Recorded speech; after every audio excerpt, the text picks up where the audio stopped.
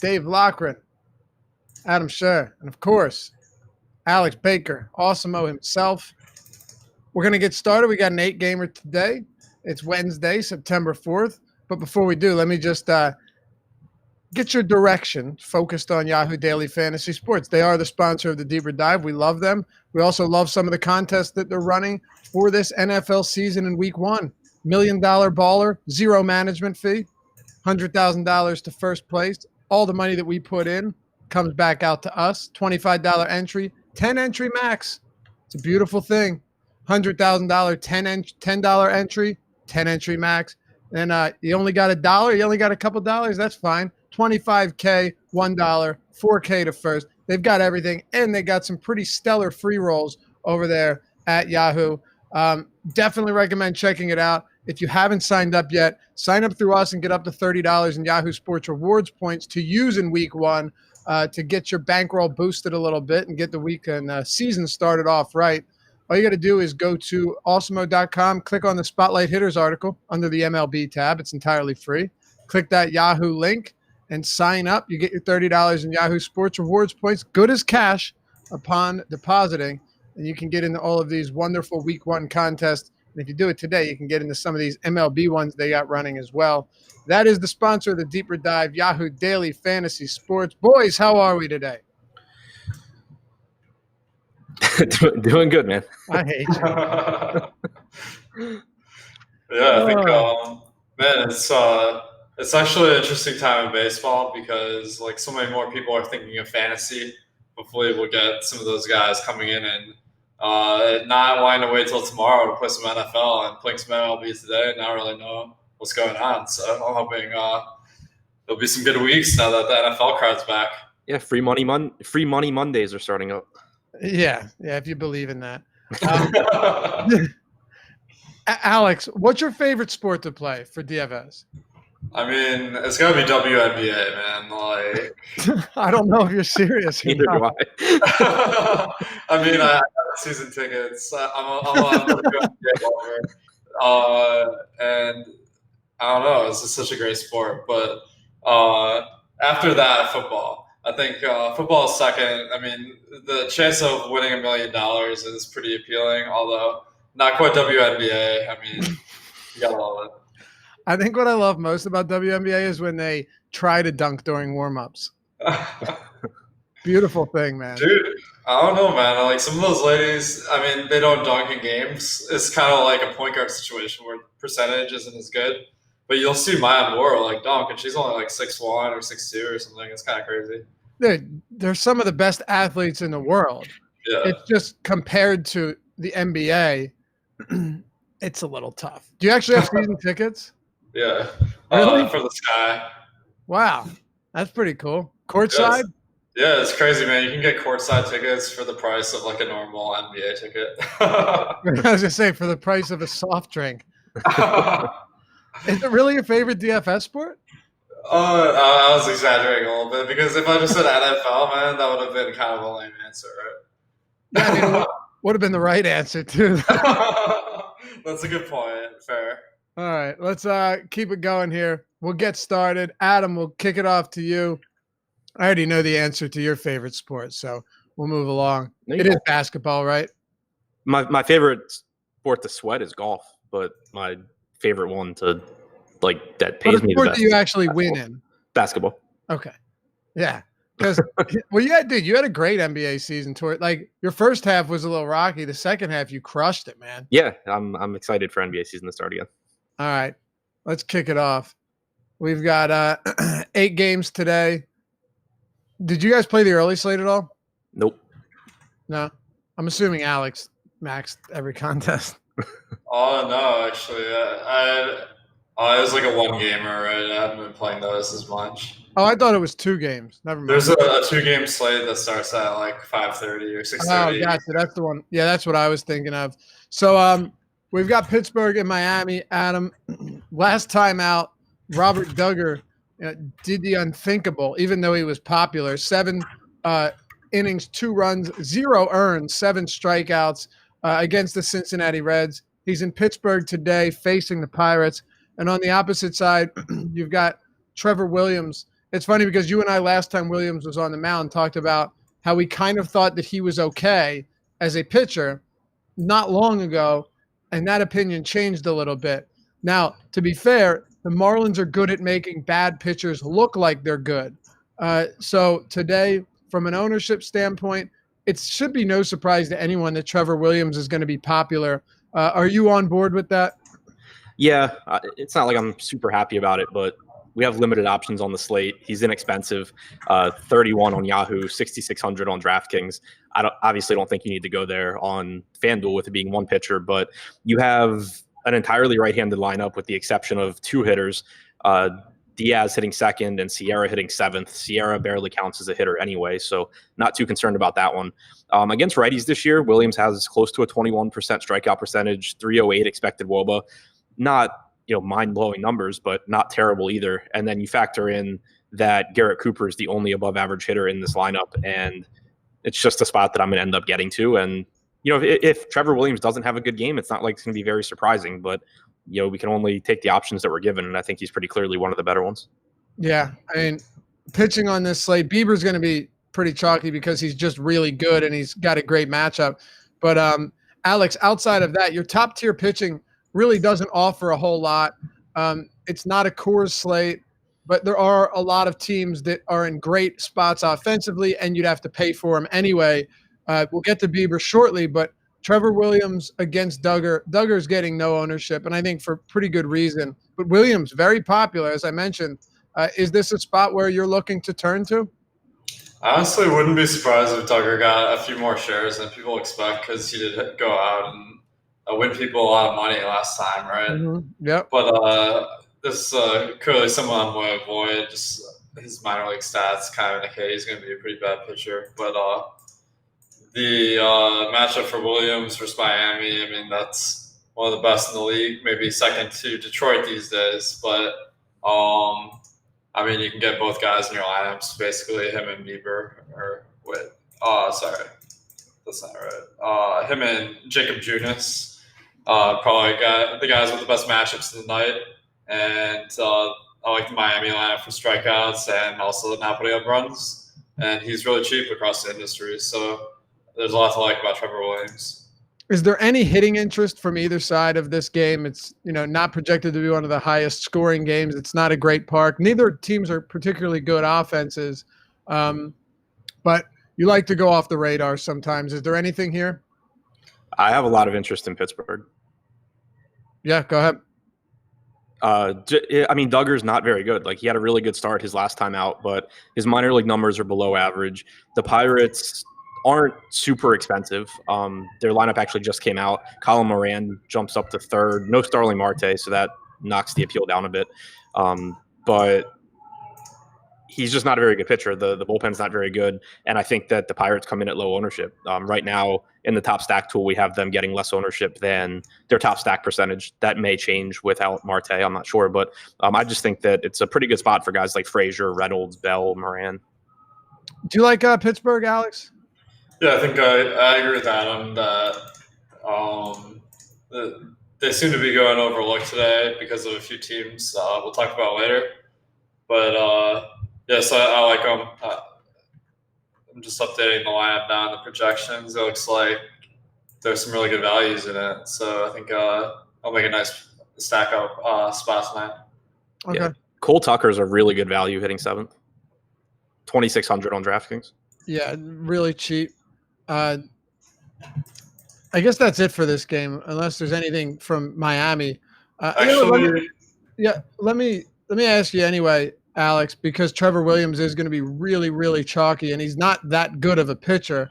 I mean, I totally understand it, but do you see any reason to run Miami out there against him? Yeah, I think Miami is going to be pretty popular today. I actually don't like them because they're going to be so popular. The highest owned player on Miami is going to be Isan Diaz. He's batting second. He's dirt cheap. He actually isn't too much worse than the average MLB player, so that's pretty good for Miami standards. And then Lewis Brinson is batting sixth, and he's 2,100 on DraftKings. that might be one of the lowest prices of anyone you can roster tonight. And he's significantly below average player, but when you have a guy that's 2,100, not batting ninth in the order on any team, I mean, that's not going to be a bad spot. It's one of those weird spots, right? And we see it every so often where, particularly on smaller slates, where the pitcher and the team against them are both very popular. And that seems to be the case tonight with the Marlins and the Pirates. Yeah, I think Miami is not like exceedingly popular, but I think if you're going to try and be sneaky by picking Miami tonight, like kind of like going for leverage, it might not be as sneaky as you expect. Yeah, I would agree with that. And ownership is far exceeding that top stack probability too. So I think you make a good point there. All right, let's keep it going then. Adam, Boston, Minnesota. I mean, let me just say this much. It's 2019, a 2019 baseball season when you've got Eduardo Rodriguez on the mound, you've got Jose Berrios on the mound, two pitchers that are quite talented, but an 11 over under in Boston. One team with a total above 6, another in the mid 5s, with two good arms going at Fenway Park. It's pretty crazy. Yeah, pretty appealing game for bats despite the pitching, because I think it's looking like ownership's going to stay away. People have respect for Berrios. People have respect for Rodriguez, as they should. But both these offenses are just really, really good. Right now we have Boston with the highest top stack percentage and Minnesota third, and both teams just not getting a lot of ownership. So I'm getting to a lot of both teams right now because there's just so much power in both of these lineups. They are reasonably priced. I mean, Boston's still pretty expensive. Only two hitters on the Twins are over 5K on DraftKings, 3 on Boston. But the rest of the lineup on both teams is pretty appealing. There's not a ton of pitching that we have to pay up for, or really any outside of Bieber. So I don't think it'll be too tough to get there. And there's really cheap value bats mixed in as well because of September call-ups. So I like both of these teams. Do you have interest in both of them as well, Alex? I do. I think that there's some really good value teams that are really going to draw the ownership tonight. And I think I like Boston more because the prices are more in line with the 6.3 team total. I mean, it's a tough matchup versus Berrios, but I think they make a pretty nice contrarian stack. That's one of the highest projected of the day. I guess contrary is overselling it a bit, but they're just not owned quite as much as they should be.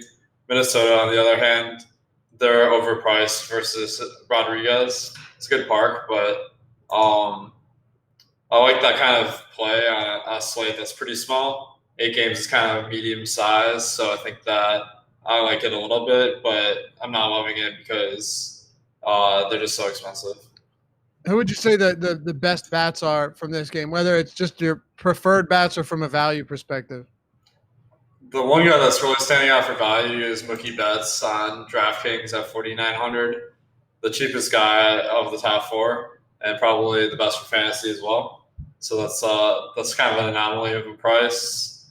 And then Minnesota, I see Nelson Cruz is getting the most ownership, but he's priced pretty much the most expensive on the team. So that might be a spot where I think he might be overvalued by the public right now. Adam, what about you? Anyone you really like from this game, and where would you prioritize it? Because like I said, and like you said, we have respect for both of these pitchers, but we also have a ton of respect for both offenses at Fenway Park on a pretty warm day. Yeah, so with projections and ownership where they were before the show, on DraftKings, Mookie came in as my highest owned hitter. JD was 2nd, Devers 5th, Benintendi 6th, Bogarts 9th. And then Astudillo was in the top 10 as well because he's a cheap catcher that never strikes out or walks. Yeah, ever. You said those are your highest owned hitters right now? Yeah. On the entire slate? Okay. Yeah. So that, putting it in perspective, you have a ton of interest in Boston. Yeah, I mean, if their ownership comes up between now and lock, or ownership elsewhere goes down or something, that'll obviously change. But as is, Boston's my top stack. Yeah, and what do you buy into the? It's like this is the first season in a long time where Berrios seems to have settled down on those home road splits.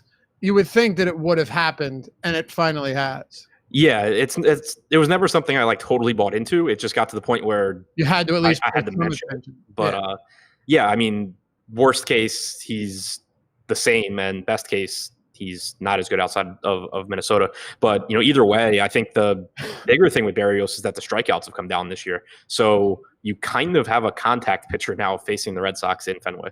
Yep. Alex, Cleveland and the Chicago White Sox. Pretty interesting game on both sides of this one. But let's kick it off with Shane Bieber because he is, and for good reason, right now your highest owned pitcher almost across the board. 271 favorite at home. The White Sox have a very low 3 implied total today against Bieber and company.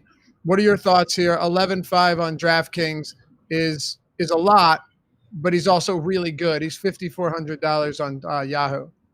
Yeah, I think there's some underpriced stacks that make Bieber pretty easy to get to, even on DraftKings and FanDuel, where he's super expensive. On Yahoo, where he's 54, that's much more affordable. That is more equivalent to like 10K on DraftKings and FanDuel, let's say. So it's a nice discount for a pitcher who's in an incredible spot. I mean, he's got a 31% strikeout rate on the year. The White Sox lineup today is weaker than it has been, with 2 guys in the lineup, Daniel Palka and Zach Collins, who both strike out significantly more than average. So I think the White Sox lineup was about average in strikeouts for a little while, but now it's significantly above average. And they have some decent hitters. I mean, they have good power throughout the lineup, but I'm still not like that scared because Bieber is a pretty good pitcher, and I think he's justifying the price tag for sure. Yeah. Adam, when you look at Bieber's numbers and rates and splits on this slate compared to everyone else, like he is exceedingly the best pitcher. Yeah, no doubt about it. 31% strikeout percentage, 5% walk percentage, best Sierra on the slate. The only real negative that you can say about Bieber is that he does have some home run issues because he does throw so many strikes. And when hitters do put the ball in play, he has a relatively high barrels per batted ball percentage. But the strikeouts are just so good. And like Alex said, this lineup's really good for strikeouts. I think it's the same one we had for Clevenger yesterday with like a 27% average strikeout percentage. So even if he gives up a solo shot or 2, I think the strikeouts will be there and you'll still get a good start out of him. And he certainly has the potential to just give you that 8 or 9 inning shutout. All right. Alex, do you like the Cleveland Indian hitters here? Ivan Nova hasn't been bad this year, but we know if one thing he is a homer-prone guy. He will give up the long ball sometimes in bunches. And I think, give credit where credit's due. He's definitely been better. But Cleveland at home, with the amount of lefties they have, does that stand out to you as an appealing stack? Yeah, definitely. I think they could be one of the more popular stacks at night, especially on FanDuel, it looks like. But, I mean, they have a team total of 5.4. That's like a full run less than Boston. So, and they're getting about the same ownership. So I think compared to other stacks, they're not really standing out quite as much. But there's some great plays, namely Yasiel Puig batting cleanup, one of the cheaper players on the team. And I mean, it's a guy who has a lot of power, and he also steals some bags. So I think he's definitely good as a anchor of your stack or a one-off. Okay.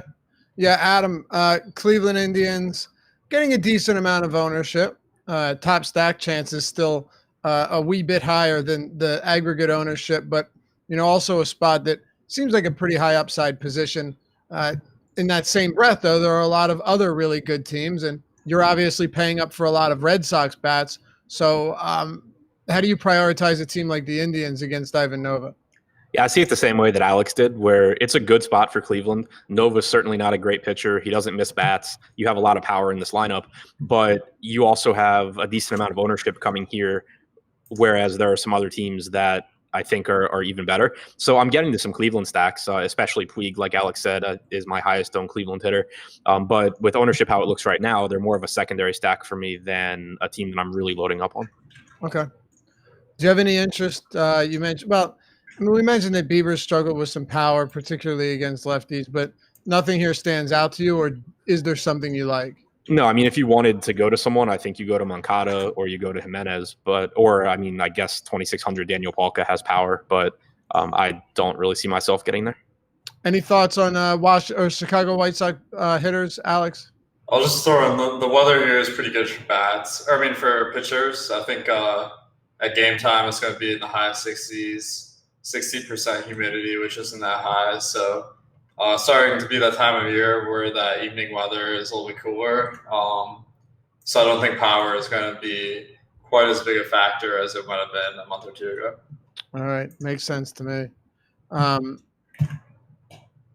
Through 3 games, talking St. Louis, San Francisco. Adam, Madison Bumgarner towing the rubber for the San Francisco Giants. Michael Wacha for San Francisco. Just taking a quick look at ownership here. I actually thought that Wacha would be a little bit more popular. To be fair, I didn't expect Gallen at that price on DraftKings at least, and Ryu particularly at his price. And, given the thought that Roberts might skip him at some point, and not only that, but maybe he limits him after 3 blow-up outings, I didn't expect him to be projected for that much ownership either. So here you have it, Michael Wacha, only 11% on DraftKings. Your 2-pitcher sites like Yahoo, he's coming in at 3% at $29. And the total from this game is 8.5. Cardinals slate 126 favorites at home. What do you have? Yeah, I mean, I don't like Wacha, but I don't think he's a drastically No one likes Wacha. Right. I don't think he's a drastically different pitcher in terms of talent than Trevor Williams is. Right. His matchup isn't as good as Williams, but it's also still not terrible against the Giants, who are a below average team. It's kind of actually interesting to me looking at our ownership projections right now on DraftKings. We have Williams at 33% and we have Wacha at 11.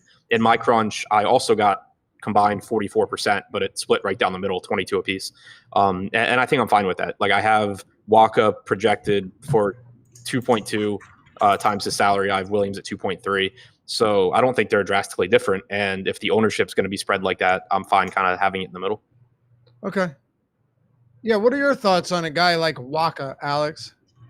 I think a below average pitcher, only 19% Ks. The matchup is kind of appealing versus the Giants, but their lineup today actually is a little bit better than normal. They just called up this guy, Jalen Davis, who has an ISO of over 300 across his last 250 at-bats in AAA. So I think that's a prospect that could be pretty dangerous as far as power. And they have most of the regulars back: Yastrzemski, Belt, Longoria, all guys with decent power. So this lineup actually isn't as bad as we're accustomed to for the Giants. And the only reason I get to Wacha is if I'm playing on DraftKings, just because 5,900 will allow you to get some of those higher priced, more contrarian stacks like Boston, Cleveland like to a lesser extent. So I think he's valuable in that he allows you to spend up on bets. Okay. Do you have any interest in Bumgarner, or is it just Bieber if you're paying up?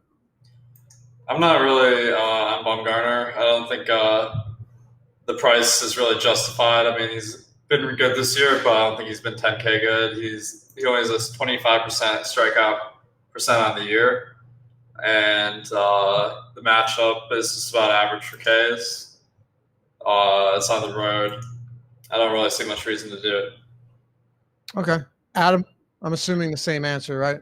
Yeah, I don't really see it with Bumgarner. His numbers take a pretty drastic hit outside of San Francisco. Against righties outside of San Francisco this year, he has about a 21.5% strikeout percentage. He's allowed 1.7 home runs per 9, and he's facing a Cardinals lineup that has plenty of pretty good right-handed hitters. Okay. What about bats, Adam? I think the Cardinals stand out as really good values, but right now we have them projected for more ownership than they should probably have. So that's something where I think my exposures to them will really vary based on our final ownership projections. Like right now I'm getting to some DeYoung and Goldschmidt and Ozuna, but I'd be getting more if their ownership projection comes down. On the other side, though, I am getting to the Giants because it's a sizable park shift for them getting out of San Francisco. Like Alex said, they're not running out a bad lineup today, and they are cheap. I think Brandon Belt's a really good play. I think Crawford batting fifth is decent. I think Yastrzemski's a decent play. Posey has no power, but he's also a $3,100 catcher hitting second. And we're not projecting them for a ton of ownership. So while there are some cheap teams on the slate that will get a lot of ownership, it doesn't look right now like the Giants are one of them. Okay. Yeah, you're right about that too. A lot of times you see these really dirt cheap teams getting a ton of attention, but one of them with a number of cheap guys in the lineup is going to be that Kansas City team, which is garnering a ton of ownership today. Do you have interest in the bats here, Alex? A tepid interest, I'd say. I think on FanDuel, St. Louis looks like they're going to be super contrarian.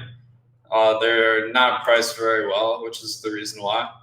On DraftKings, Paul Goldschmidt is, and also on Yahoo, Paul Goldschmidt is priced really, really low, and he's going to be pretty popular, pretty decent cash game play. I think he's in my cash game lineup on Yahoo. Aside from that, though, the team isn't very high owned, and there's some decent values, so I could see stacking him up. Okay.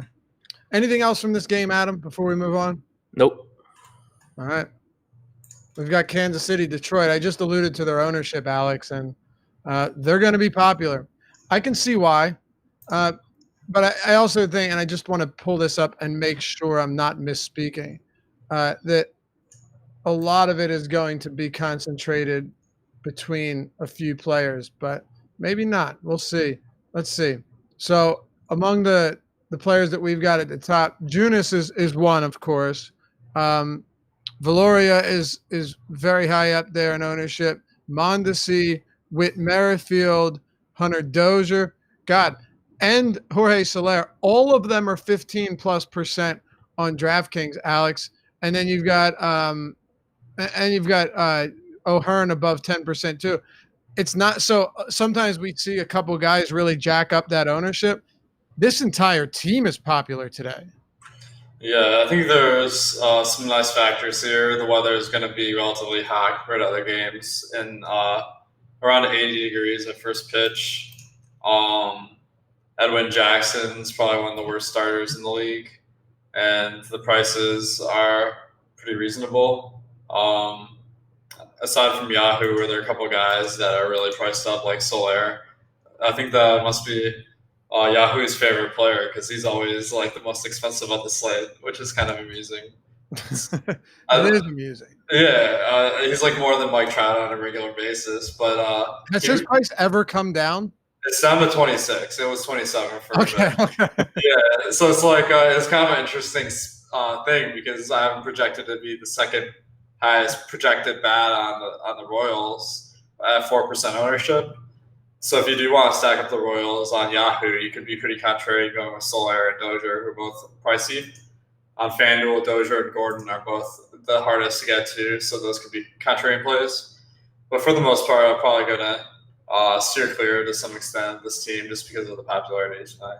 Yeah, Adam, I want to get to Jake Junis just in a second, but talk to me about where you stand on these Royal bats first because, like I mentioned, as far as ownership goes, no team is even close to having the same amount of ownership as the Royals.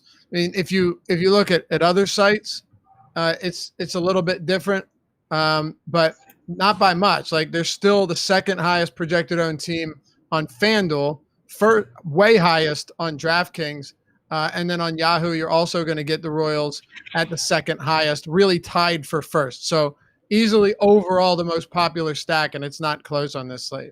Yeah, I mean, I think that as a team, they offer some of the best values, and you should be building around them in cash games on sites where they're cheap. But in tournaments, I just think that there's more merit to being overweight on some other teams that actually have good hitters than joining the masses on a team where, 1 through 4 in this lineup are above average. Gordon's about average. And then you like fall off the face of the earth, but you do get cheap guys with like McBroom and O'Hearn and Villoria. It's with Mondesi back, it is a deeper, better lineup, but it's still not like the Royals as an offense are comparable to a lot of other teams on this slate. And if everyone's going to go there, you're just going to win more tournaments by hoping the Royals have a bad game. Obviously, it's a favorable spot against Jackson. It's not a good bullpen behind Jackson. The hitting weather is fine, like Alex said, but there's as a general rule, if a team as mediocre to bad as Kansas City is getting all the ownership on a slate, you're going to make more money by just taking the other teams. All right. What are your thoughts on Junis, Adam? Looking like my highest owned pitcher on DraftKings. Good matchup against Detroit. Reasonable price tag.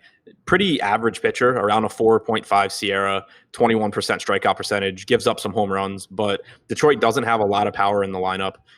There are plenty of strikeouts.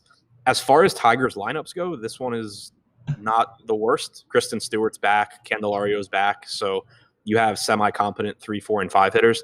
But other than that, nothing really too scary there. And the price tag is really reasonable. So not a lot of cheap pitching to feel good about on the slate. So I'll just load up on the guy facing the Tigers. Yeah, it makes sense to me. It's going to be really tough to get away from him. What about you, Alex? Is Junis somebody that you're going to have quite a bit of today? I think I'm a little bit lower on Junis compared to some other options like Trevor Williams, and certainly Shane Bieber. The reason why, I mean, average pitcher, as Adam was saying, the Detroit lineup's a little bit better than what we're used to, particularly in the strikeout department. Have them just about an average matchup, and the weather is a little bit favorable to bats compared to the rest of the slate. So I think I'm favoring some other options over Junis, but certainly any pitcher versus the Tigers, you gotta have pretty close to the top of your list. Okay. Yeah, I think that makes sense. Do you have any interest in Tiger hitters, Alex? I think there are a couple of standout values. Willie Castro on Yahoo at $7 is in my cash game lineup. On FanDuel, Heimer Candelario is 2,100, batting 5th. That's just way too low. On DraftKings, Willie Castro and Christian Stewart are both dirt cheap and really good value plays. Adam, Tiger bats, you said it's not a terrible lineup. And as much as I also like Junis today, he's another guy that will give up power. And when I say in bunches, this guy will give up multi-homer games on quite often occasions. Yeah, I think Kristen Stewart's a good value. He actually has power. He projects as an average to slightly above average hitter, and he's only 3K with the platoon advantage against Junis. So he's my favorite hitter from Detroit. I think Candelario and Miggy are fine too, but they play first and third base, so it's tougher the opportunity cost makes it tougher to get there, whereas you can roster 3 outfielders, and Stewart's in a pretty nice spot. Okay, let's keep it rolling then. Oh, you know what, though? Have you gotten in on this giveaway yet? Because if you guys haven't, you definitely should. We're giving away 1-year pass of NFL Awesemo Plus subscription, value of $249. And all you have to do to get entered to win this is retweet, like, and replying to the tweet that we have pinned at the Awesemo handle, at Awesemo_com and at Awesemo NFL. You got to retweet, like, and reply with the total number of passing yards Aaron Rodgers throws on Thursday Night Football against the Bears. That's tomorrow. Won't want to miss it. So once again, free year, Awesemo, NFL Plus Awesemo subscription, or NFL Awesemo Plus subscription, I should say. Retweet the tweet, like it, and reply with the total number of passing yards Aaron Rodgers is going to throw on Thursday Night Football. Doesn't matter how accurate or not you are, because we're going to draw 2 random winners from the finalists on September 6th at 12 p.m. Eastern. Look, you could say 7 as long as you enter and get yourself in there. Who knows? Maybe you think you'll get hurt on the first drive. I don't know. You might be right. And follow the Awesemo_com and Awesemo NFL handle. So it'll take you no more than 30 seconds to get yourself entered to win a potential $249 value, which is pretty exciting with what we've got going on for NFL this season. And Alex, while we're at it, you just dropped the ownership projections today. Spags and I talked about them on the NFL Strategy Show, which you guys should definitely check out. It was a really fun show, and we got into depth on some really important stuff for week 1. But, yeah, we got your ownership projections. We got your player projections. We're moving now, man. Yeah, man. I was listening earlier, and I thought it was really interesting the running back ownership, as you guys were pointing out, Eckler being one of the highest owned guys of the week, and Leonard Fournette. Apparently, people just think he's good at stock this year. I guess I don't really understand it. Yeah, I found the Fournette ownership to be the wildest because they're only like 3.5-point dogs. That has a really high total, and he's super cheap. And there's no depth in that backfield. But hey, if it's Wait, you say Fournette's ownership is low? Yeah, 15% is super low. That sounds fun. Yeah, I mean, think about it. That's my NFL contribution for the week. Dude, my initial crunches were coming with like 60% Leonard Fournette. I thought you guys were saying you were surprised at how highly owned he was, and I was really confused. Oh, no, not at all. No. Eckler, on the other hand, yes. Like, sure. Very much so. But, yeah, check out the NFL Strategy Show. And let me just be clear about this. Are you doing On the Contrary on Fridays now? We're going to test out Friday and Saturday the first 2 weeks and see what time slot works better for people. Awesome. Go from there. Awesome. And just follow the @awesomeo_com handle so you can know exactly when these are going to drop. Or this week we actually have Travis Petty Theft, one of the top 10 players in DFS on the show. So I think this will be a really interesting one for all NFL DFS players. For sure. And we're going to have a different guest on hopefully every single week throughout the season. Notable guys, good players, sharp players, and just good overall football minds that can help you win every week. Also subscribe and hit the notification bell so you know when that content's going to drop in case you're not on Twitter following it every day. And hit that like button if you enjoy the show today. It helps us out a lot, and we appreciate it. All right, enough of me. It's over. Let's go. Arizona, San Diego, Adam, Zach Gallen, Chris Paddock. Are you like I said, I was surprised that at that price point, particularly on DraftKings, that Paddock was getting that ownership. Not crazy ownership, but 16%, a little bit more than I expected. I guess the reason for that too is just the fact that you have the mid-range guys and then you have Bieber, a little bit more difficult for me to get there. What are your thoughts here on Paddock? I think Gallen is at 15%, on DraftKings. Yeah, I got about 20% on Gallen, so that seems about right to me. And I think what you said is right. It's like a roster construction thing where there are just some lineups where I can't quite get to Bieber.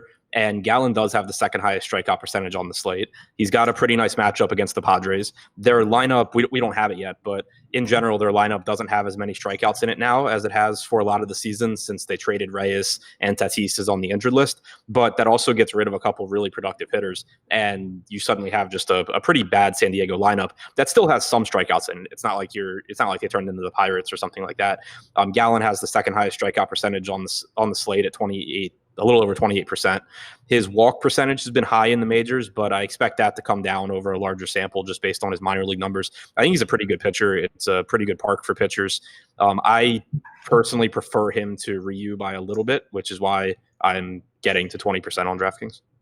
Yeah, I prefer him over Ryu, but I was also surprised by Ryu's ownership. Maybe that's on me.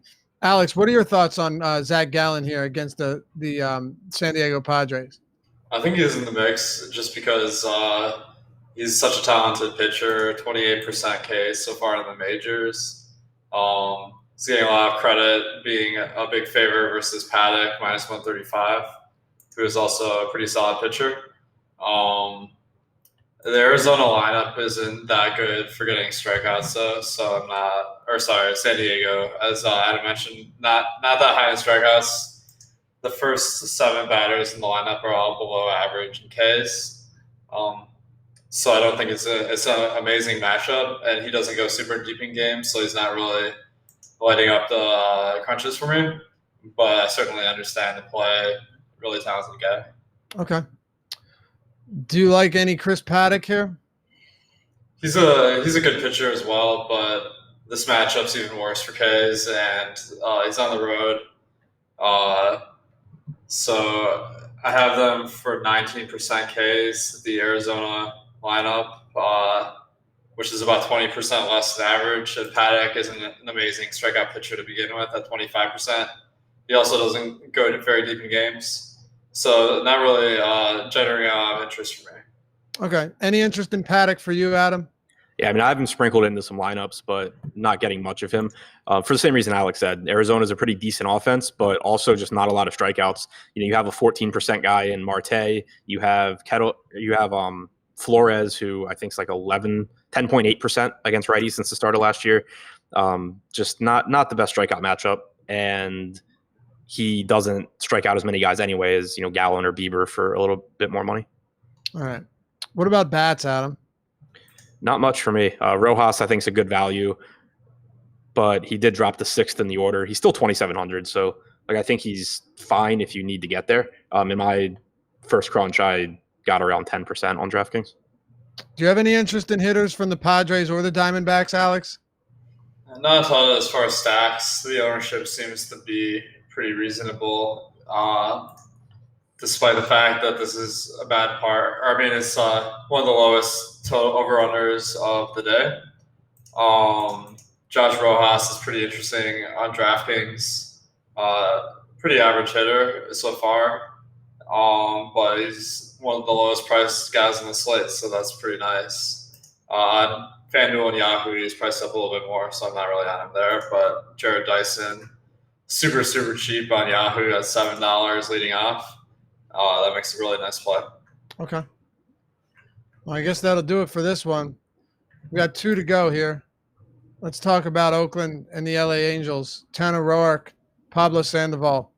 I do it every time, man. Patrick Sandoval. I do it every time. I see P. Sandoval, and I can't help myself. Patrick Sandoval, Tanner Roark. Alex, we've got I guess the thing about Roark is the price seems a little bit outrageous, and that's precisely why I'm not going to have any interest in him whatsoever. Your ownership projections now have Tanner Roark at, let's see, about 8% ownership. So, I mean, it's not crazy low. He's getting some attention, but nothing intense. Angels 4.3 total. Oakland mid-5s. They're pretty heavy favorites at home. What are you doing with pitching here? I'm fading it. I think that Roark, pretty average pitcher, but the Angels are a pretty bad matchup given the fact that only 3 of their guys in their lineup are easy to strike out. I have them as a team to be about 20% worse than your average team for strikeouts. And for a guy like Roark, who doesn't already get very many strikeouts, that pretty much is the nail in the coffin, especially given his price. But even if he's cheaper, I wouldn't be that interested. Patrick Sandoval, he's been really lighting up the strikeouts in the majors, 27%. But I think it's over 2 starts based on his minor performance for the year. I have him more around 20%. And the strikeout matchup isn't great either. The team total is high, so I'm really not on him. Are you on anybody from this one as far as pitchers go, Adam? No, I mean, with Roark, he's got pretty extreme splits. He strikes out 25% of righties, like 19% of lefties, but he's allowed like a 200 ISO to lefties, 133 to righties. If you go through the Angels lineup, 3 of the top 4 hitters are right-handed, but they're all difficult strikeouts with Fletcher, Trout, and Pujols. Goodwin's a lefty hitting 3rd. Ohtani's a lefty hitting 5th. Pretty nice strikeout spot, 6th against Upton. But then you get Simmons, who doesn't strike out. Matt Dice is a lefty, and Anthony Bemboon's a lefty. So really only one guy in this lineup that you can point to and say that it's a good strikeout spot individually for Roark. So it makes it tough for me to pay that price tag. And then on the other side, Sandoval has been pretty impressive so far, but not a lot of strikeouts in the Athletics lineup either. A lot of right-handed power. Just a pretty scary spot, and he's not discounted. Okay. What about bats, Adam? I didn't get to a lot. I think that if ownership shifts a little bit, I could see getting to the Athletics. Right now, we have them being a little bit overowned, but there are some nice values there. Matt Chapman on DraftKings is only 4,300. Chris Davis, 3,500. Sheldon Noose has some power as a second base option, only 2,800. He'd be a reasonable tournament pivot to Isan Diaz if that's a route that you wanted to go. I have more Diaz personally, but I think that it's reasonable in tournaments. On Yahoo, $7 for Chad Pinder. He's a huge pinch hit risk, but $7 is pretty nice for even a couple of at-bats. Noose is 8, Davis is 9. So there's some value in this lineup. It really just comes down to ownership for me. All right. Hitters from either side, Alex. It's in a pretty unfriendly park for hitting, more friendly to the pitcher, of course. But is there anything that stands out to you? Any top values or any top bats on either side? I think on the Angel side, the usual suspects, Trout, Ohtani, Upton, are all pretty decent plays, but they should be also pretty highly owned. which makes the stack pretty hard to get to because the rest of the lineup's pretty unappealing. Oakland, I'm finding that it's actually a pretty interesting spot because some of the players are super high owned. Chris Davis is dirt cheap across the industry. Chris Davis is on my Yahoo cash game lineup, a sentence that makes me pretty nervous, but he's only $9, so I'm hoping that he gets some points on the board today. And Matt Chapman, as Adam mentioned, is cheap on DraftKings in particular. But I think across all three sites, Marcus Semien and Matt Olson are pretty expensive. So if they're do we have a confirmed lineup here? Not yet. Okay, so if they're high in the order, they could make some interesting contrarian plays. Okay. Now we get to this last game on the slate. It's the Dodgers in Colorado, Adam. Hyun-Jin Ryu and Antonio Senzatella, who has just been downright dreadful this season. Doesn't matter where he's pitching. Before we get to the bats, particularly the Dodgers, let's talk about Ryu. His last couple of starts have been really, really bad.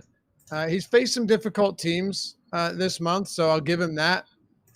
Oddly enough, one of his best starts came at Coors, and then he just began to unravel over the past 3 weeks. But we've heard that Dave Roberts mentioned that we could see a return in the rotation skipped, and obviously it's not happening tonight, but does that worry you that maybe his pitch count would be limited, being that it's Dave Roberts, or do you think it's all systems go against Colorado? I assume that it's all systems go since he's getting the start, but that still means that he's a pitcher for Dave Roberts, who has thrown 100 pitches in 3 out of his last 10 starts. More often than not, he's giving you right around 90. It's a good matchup. The Rockies outside of Coors this year have a 74 WRC plus. They don't have many good hitters in this lineup. It's a good spot for Ryu. It really scares me that I don't have any right now, because it wouldn't be surprising at all to see a good start out of him. But the thing that kind of make me hesitate is that he is a guy that you're basically paying for run prevention. You're not paying for strikeouts because he only strikes out about 22% of hitters. He's just good at getting ground balls. He's good at limiting runs. And that's something that can be really tough to predict on a game-to-game basis because it's so dependent on luck. Strikeouts are a lot more easier to predict, and you have Gallen for a little bit more that is just a better strikeout guy. So that's why I'm getting to Gallen over him. Also, the fact that he's projected for higher ownership makes me prefer Gallen, but it is a good spot. So I don't want to talk anyone off of it if they like him a little more than I do. Okay. Well, I'll ask you, Alex. Do you like Ryu a little bit better than Adam does? I think I do. One factor that makes me less concerned for his pitch count is the Cy Young race. I think that's something teams will kind of play for. Right now on ESPN, Strasburg is leading, but Ryu is in second. Kershaw is actually third. And my least favorite player in the league, Will Smith, the pitcher, who always messes up the salaries on my projections, is fourth, surprisingly. But I think given that, he's going to continue seeing the full workload he's been getting across the season. He's been averaging 25 batters per start, which is about 6 innings on average. So I like that. The matchup is pretty favorable versus the Rockies team that strikes out more than average. And the price is pretty appealing, especially on FanDuel and Yahoo at 8,444. Pretty reasonable prices given his performance this year. Okay. Now, flip to the other side of this, and you've got the Dodger bats, Alex, against Senzatella.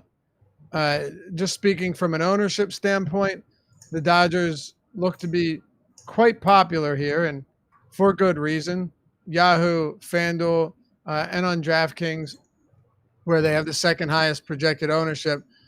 It is clearly an appealing spot. Are you getting to a lot of them today? I think that I think I will. I think on DraftKings they look particularly interesting. Their ownership is significantly lower than on FanDuel and Yahoo. It looks like they're pretty much tied with Boston for the highest run line or team total of the night, and they're not expensive on DraftKings and FanDuel on Yahoo, a little bit pricier. So I think they're pretty easy to get to. There's some talent, some pretty good talent. Antonio Senzatella is a below-average pitcher. But I do like Boston a little bit more, given they're getting less ownership for a similar projection. Okay. Yeah. Adam, I'm assuming you feel the same way, liking Boston more than the Dodgers. But talk to me about this matchup against Senzatella. Yeah, I mean, it's obviously a good matchup against Senzatella. I'm getting to a decent amount of the Dodgers right now, just because, especially on DraftKings, they are projected for a little bit lower ownership than they probably should be. If I'm going to go to one of the more popular teams and my choices are the Dodgers or the Royals, I'm going to choose the Dodgers just because of talent. Gavin Lux is hitting 7th, so you shouldn't see him be 30% owned like he was last night. Seager's up to the 2-hole, which is nice, 4,300. Getting a lot of him, getting a lot of Turner.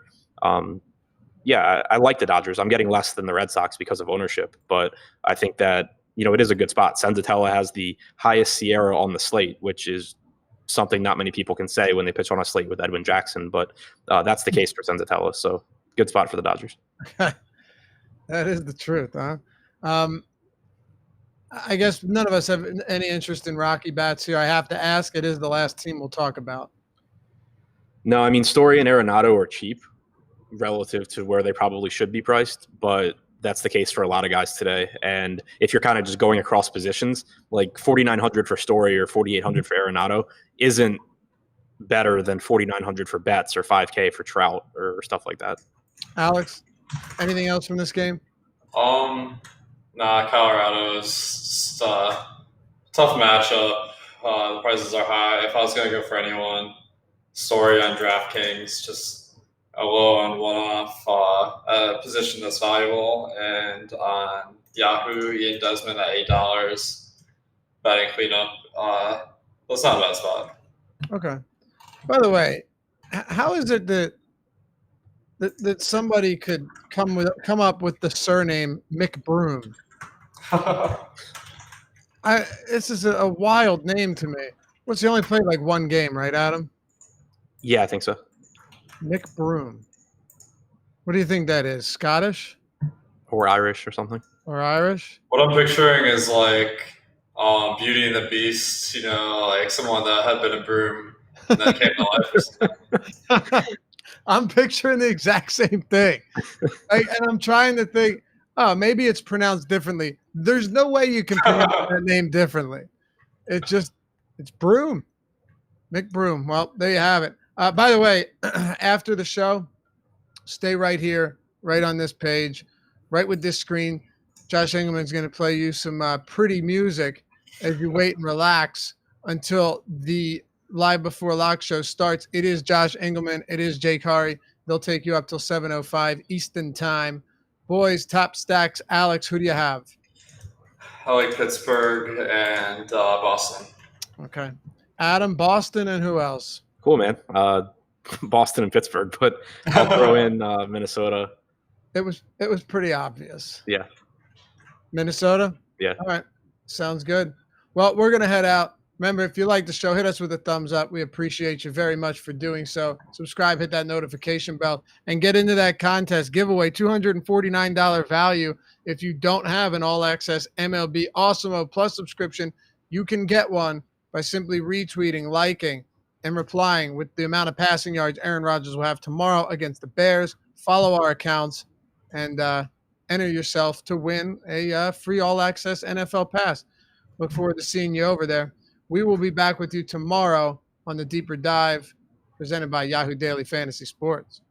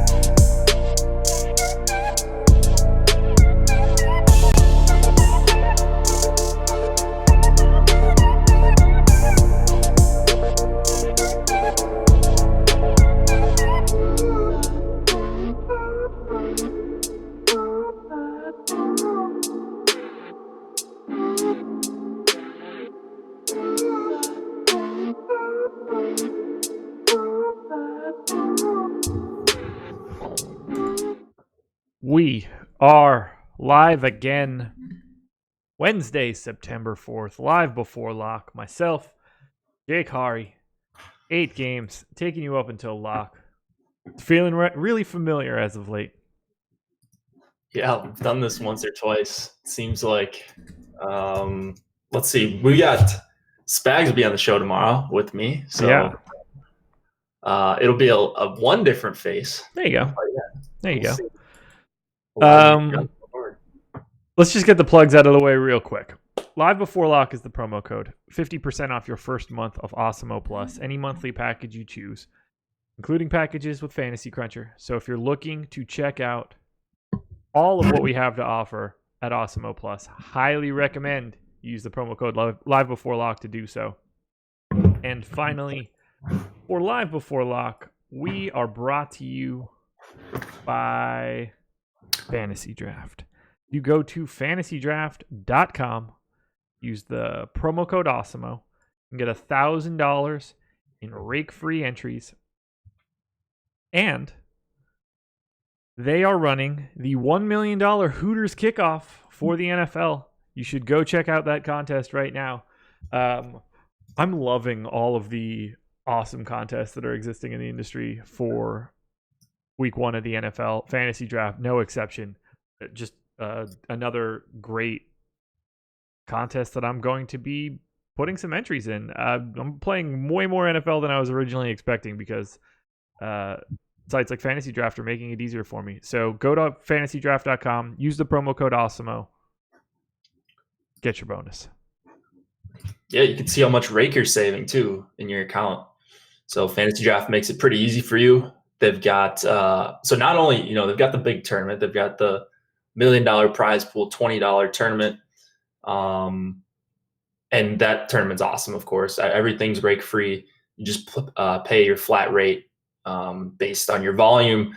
If you can't afford that one, no shame in that. I don't know if I'm going to be getting up to the $20, but I'm definitely going to be in the $1 and the $4. There you go. The $1 is a $150 max. The $4 is a $150 max. So there you go.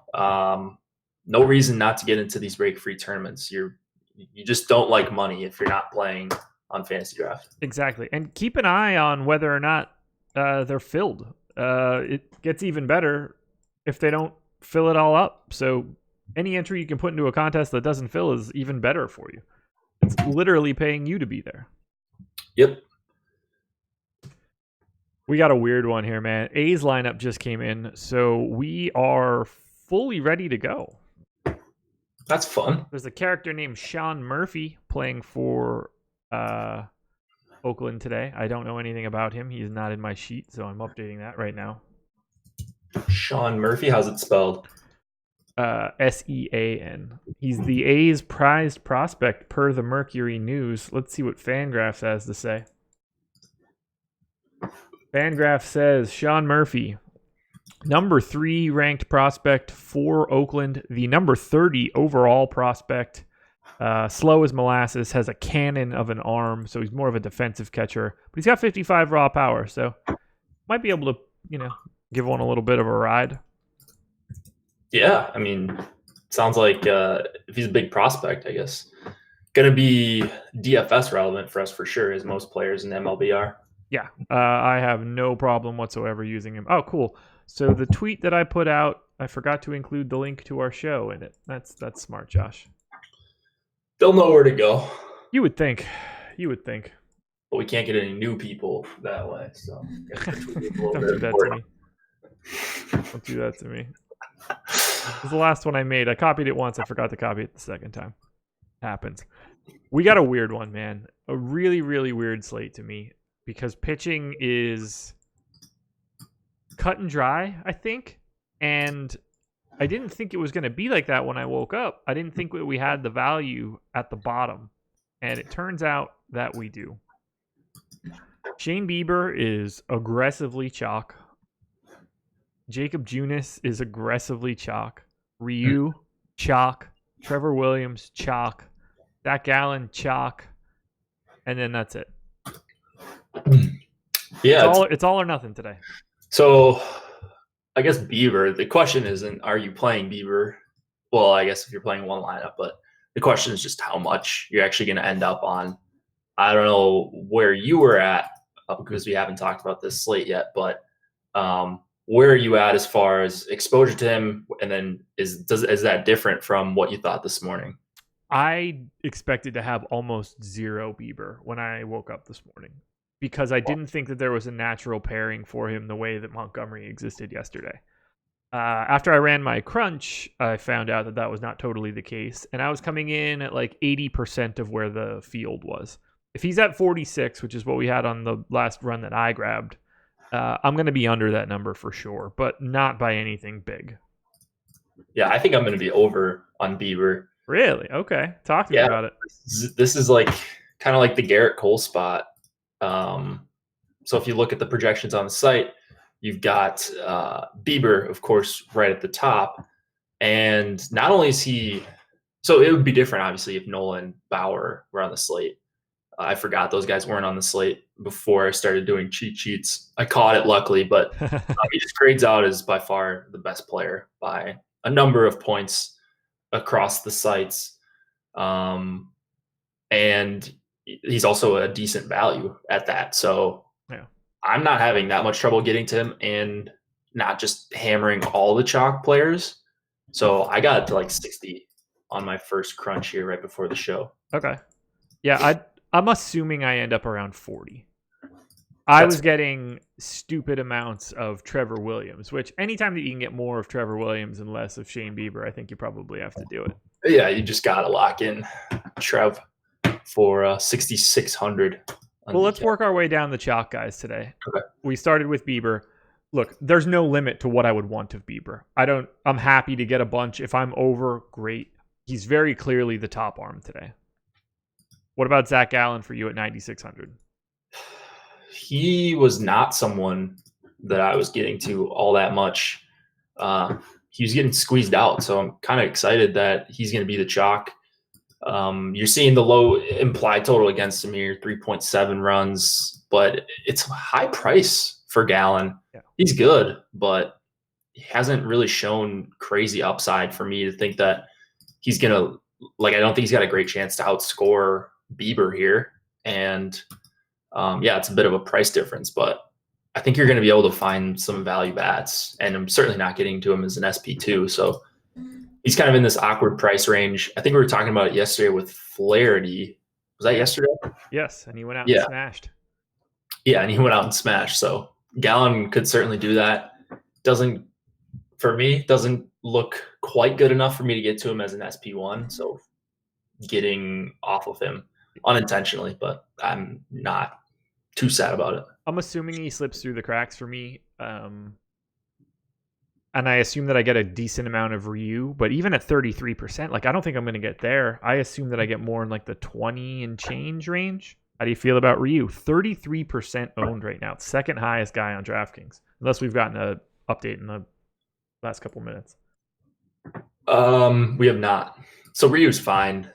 It's just the 33% ownership, the fact that similar to Gallon, they've got similar projections. Like, I just don't see a difference between all these guys. In the tier below Bieber, I think Bieber is by far the best play. So got to about 15% of Ryu. I'm fine with that. He's not someone I would want to intentionally fade. You've got, I think, Colorado lowest total on the slate right now. No, besides the White Sox, of course. So second lowest. But yeah, Ryu's been good. He's struggled lately. Still, I wouldn't shy away from the Colorado matchup, but not quite at 33. I don't get why he's that chalky. I do, I guess, but Yeah. I can't get all the way up there. Yeah, he grades out really well for me in this spot. I really liked his outs props and strikeout props. They pointed me in a direction that I don't know is going to have me getting to, I would guess, probably 25% Ryu. That's fine. It all depends on how much Edwin Jackson I end up with, which I think is going to be more than it should. Boy, You're getting to Edwin Jackson? I guess I got to him a little bit, but yeah, I don't mean like I have like 30 or something stupid, but I think I might have like 5 to 10. yeah, I was at 8. I just assumed I didn't get to him, but No. yeah, there's a couple jokers down there that I think you should be at least considering if you're multi-entering.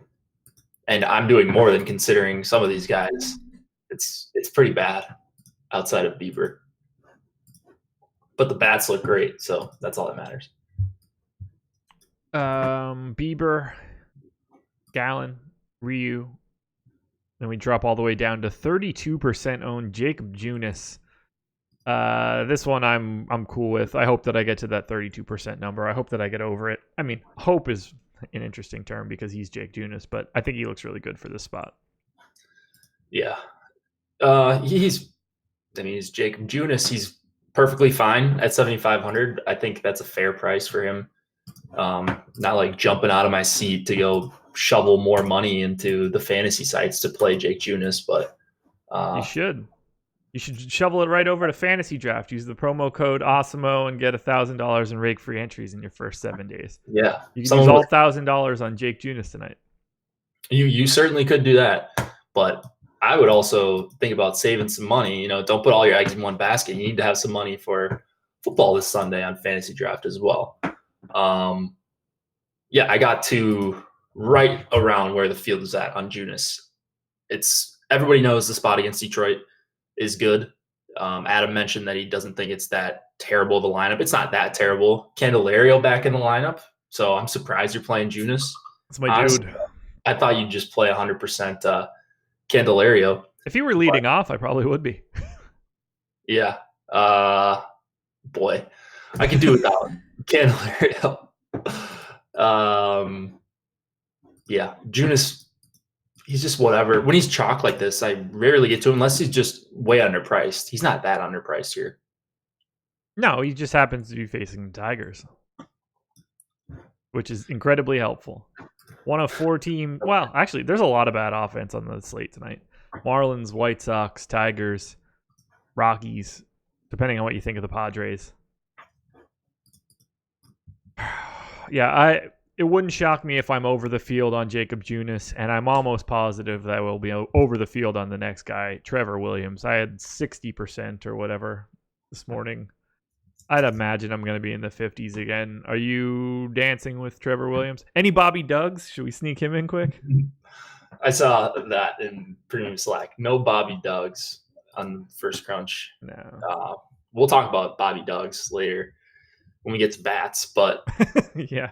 the other side of Bobby Duggs, Trevor Williams, looks decent to me. Similar to Detroit. I mean, everybody knows the Marlins are a good matchup. No one's going to be a secret when they're cheap against Detroit. Williams had 2 good starts in a row. If you wanted to go elsewhere and not play Trevor Williams, I wouldn't blame you. I don't think he's that great. Yeah, he's not. I don't think he even kills you that often not playing him here at 6,600. There are some other options and cheaper guys that have higher implied totals against, but they're just as good of pitchers. So, and by just as good, I mean very thoroughly average pitchers. So he's fine. 66. I feel that way about a lot of these guys down here. He's my third highest exposed pitcher right now. Okay. Yeah, it would shock me if he's not number one. I have to bring this up because I saw a message from you in Premium Slack. I would have skipped right over him because he's only at 9% ownership. That's not a double-digit number. However, talk to me about Michael Wacha. Well, I don't know. So he's on a pitch count, or not on a pitch count, but he pitched 4 days ago. Uh-huh. So I'm assuming Alex has that accounted for in the projections. Like, even if he doesn't, even if you knock him down, like even if he had him going 5 innings and now he's going to put him at 4 1/3, he would still be a guy I play a ton of. But it's just ownership compared to a guy like Williams in that range, wanting to get up to these anti-optimizer plays. And so that's why I'm getting on Wacha. It's not a bad spot either. It's not that different than a guy like Trevor Williams. He's cheaper than Williams. Similar implied totals against. But one team's the Marlins and one team is the Giants. And yeah, so the only thing I'm worried about is just he's upside is capped, but he's under 6K. So it's not that big of a deal, even if he comes down in the projections. I'm hoping that I don't have to make like too big of a decision on him. I thought I was going to get a lot of him earlier today, and I think now Junis and Trevor Williams are going to soak up most of that exposure, so I'm not super worried about it. Is there anybody else that isn't in the double digits in exposure that you are getting to?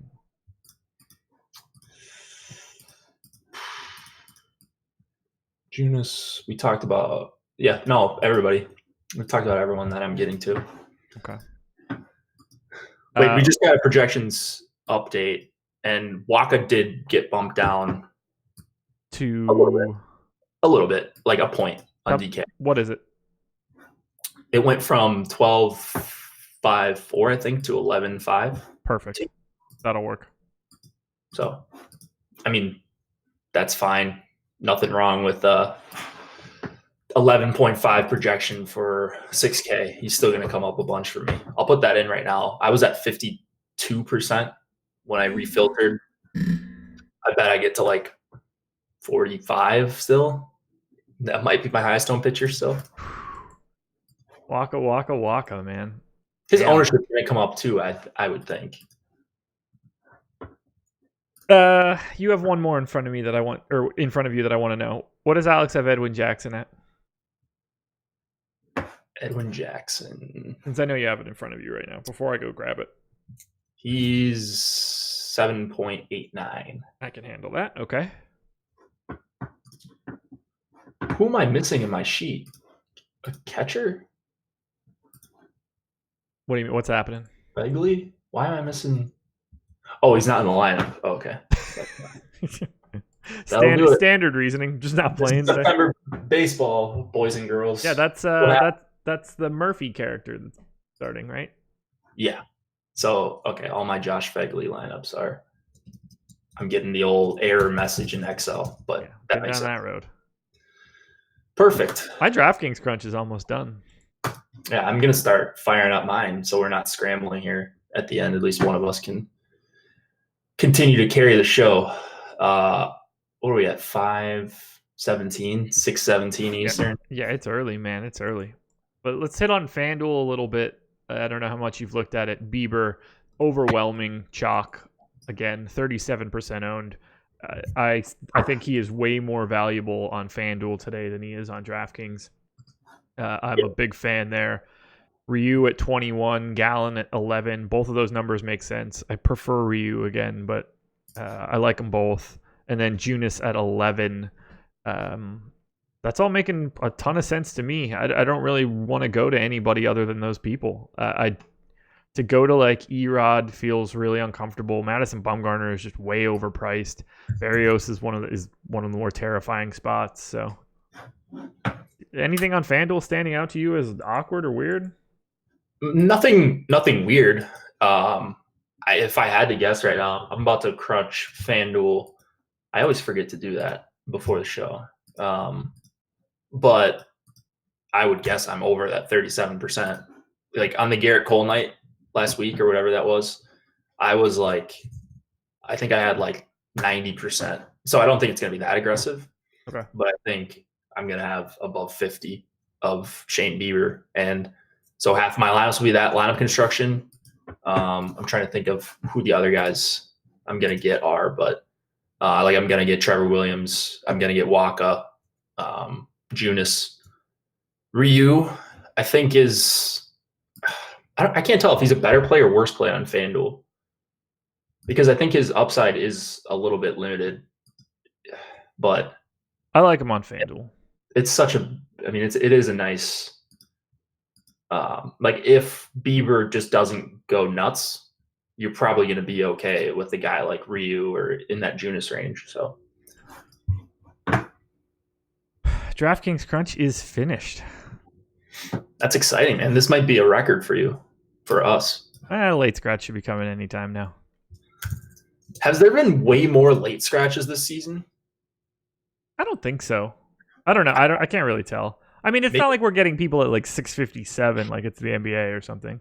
Just like one every couple days, basically. It's like just annoying enough to. I don't know. It just feels like maybe I've just been on this show 4 times this year, which is very true. But it feels like we've been burned by these late scratches. Not burned in that we don't find out about them, but like you're trying to crunch out hundreds of lineups on a 15-game slate, and someone late scratches 25 minutes before. That's the tricky part. Yeah. On an 8-gamer like this, I don't really care all that much. Right. So I loaded up my DraftKings Crunch.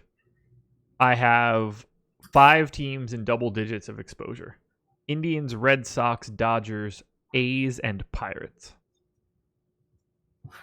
Indians on DraftKings. Indians, yes. Red Sox. 42% Bieber, 31% Ryu, 57% Junis, 35% Trevor Williams. Would you want to do anything with the 57% Junis? It's going to move as I move. Excuse me, my hitter exposures. I'm trying to get to more Twins right now. Dude, once again, I can't get to the damn Twins. Here's one for you. It's so sad that they can't use their brains at all, and at this point, they're just running computer programs. I'm trying to make money, right? The whole goal of this is to be financially lucrative. I'm not in this for the honor of building this with my brain here, like most other things in life. The Fantasy Cruncher is a means to an end. It is a way to generate lineups efficiently. It's like getting mad at NASCAR because they're not riding horses. You do the research before you put stuff into the optimizer. Yeah, I put in hours and hours and hours of work so that I can make my life easier on a day-to-day basis. Yeah, it's like you would do that in any, whatever. That's not important right now. I mean, sorry, just 8-game slate. I like pointing out bad takes. It is a bad take. Like if you like hand building lineups and you like playing 3 max or even 20 max, you like to hand build, I would still use an optimizer. Yeah. At least at first, you could always put the lineups in by hand, make some tweaks here and there. But like if you have access to the tools, which you do on our site, and you have Awesemo doing the research for you with the best projections in the industry that are available, at least that I'm aware of, and ownership projections and all that, you can do it in a timely manner. You don't need to spend all day researching expected ISO for each pitcher minus WOBA, like you don't need to do all that on Fangraphs every day. It's nice to look into guys every once in a while, but I don't know that I'm with that guy. No, I mean, you don't do any research. You just use other people's projections and put them in a model. I built the whole damn thing from scratch, bruh. I mean, so this guy, Jake, how are your personal NHL projections doing for you in NHL? I had a very nice season last year. God, such a fish for building yourself some projections and smashing NHL DFS. Yeah, it was pretty awesome, actually. It feels better when it's your own stuff, too. That's not to say that Alex's stuff is not better, because No, it is. It's 1,000% better. It's like, it's cool that you get that input. And you can aggregate. So if you have your own projections, like if this guy has his own projections and you want to aggregate with the best mind in DFS, even better, man. For sure. Yeah. I'd like to think that I'm smart. I know for a fact that Alex is smarter. So, yeah, I'm going to tag in additional brain power and use his stuff as well. Exactly. People that don't want to do that are generally worse off in life. Yeah, you're not always the smartest person in the room. No. Never assume that. No. That's what I was told. So, yeah, I'm very, very happy to have Alex and his projections to lean on. They seem to be working pretty well for him, being the best player in the world and all. What do you think of your twins? What do you think of your Twins today, by the way? Like, I love the idea of getting to them. They they always project well on the top stacks tool, but I made a way to bump up all the players on Minnesota and any team that comes in undervalued on the top stack tool.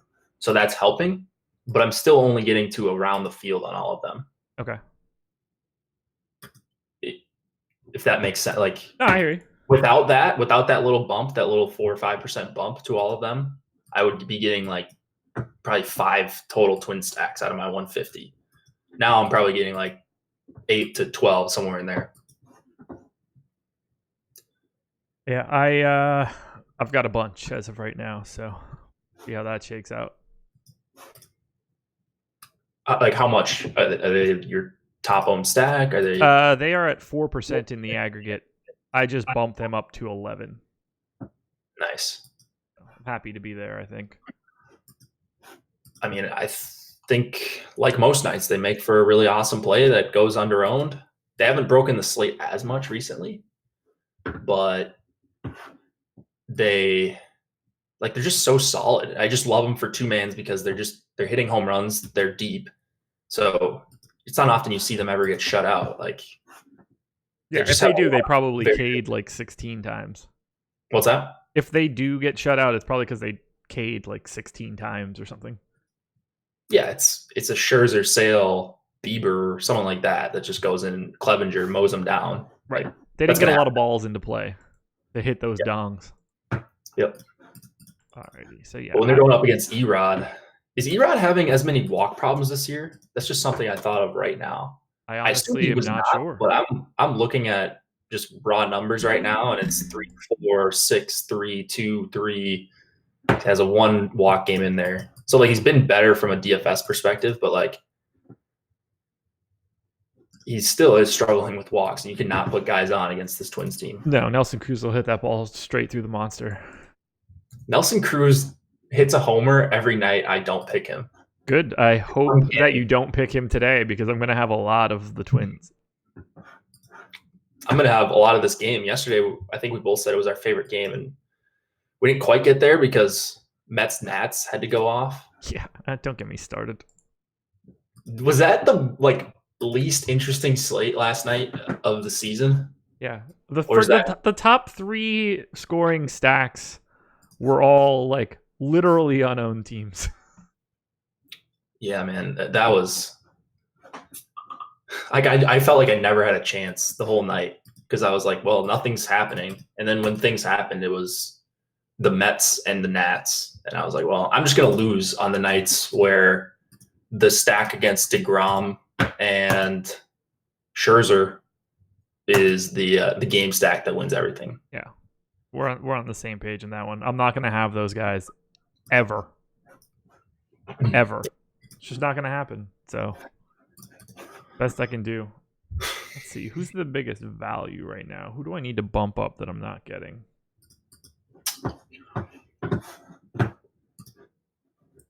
Thoughts on Cleveland tonight for FanDuel tourneys?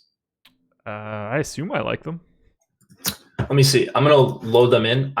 Like I said, I haven't finished my FanDuel crunches just yet, but Yeah, I'll know soon enough. My FanDuel crunch is just about done. let's see here. Ooh, I got 500 lineups done on FanDuel. I assume I have like 10% Cleveland. I'm more like I eat the chalk more on FanDuel. A lot more on FanDuel. I don't pay as much attention on the top stack tool as I do on DraftKings because there's just a lot more obvious value on FanDuel, and the one pitcher makes it tricky because a lot of times the nut lineup construction is just going to be a mid-tier or expensive guy, so it wipes out like the Wakas, or like you don't need the 5K pitcher very often unless you just have Betts, Trout, Bellinger, all those guys double dong or something like that. I really like my exposures right now on DraftKings. I'm going to stop tinkering. Final thoughts on my pitching here. 38% Bieber. Okay. 5% Zach Gallen. So that's a pretty big fade. 29 on Ryu. So essentially the field. 7% Chris Paddock. 57% Jake Junis. 37% Trevor Williams. 11 Michael Wacha. 7 Edwin Jackson. Okay, so Waka's at 11. So if you kind of flip around Wacha and Junis, that's what I was getting to before. Okay. With Wacha coming down just a touch, he'll come down. Those other guys in that range will probably come up a bit, but yeah, we're going to be similar in like the range, the price range of pitchers we're playing, I think. So how many pitchers would you say you're playing tonight on DraftKings? Like all of them except for Bobby Duggs, Sandoval, Barrios, and Bumgarner. You're playing Erod. You're playing. I have one Erod lineup. You have one. Yeah. Oh, I meant like over, let's say 5% of. Bieber, Ryu, Paddock is 7, Junis, Williams, Wacha. So 7. 7. Yep, that is exactly those 7 guys make up 185 of 200% of my ownership. Right now, those 7 guys. Yeah, we need to have a conversation right now about what just got posted in our premium Slack. What's up?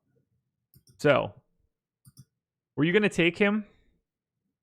I mean, there's definitely a chance. I was taking him. Oh, well, he's your guy then. It's priority on the show. I still have it on the screen in front of me on a different tab. Okay. Yeah.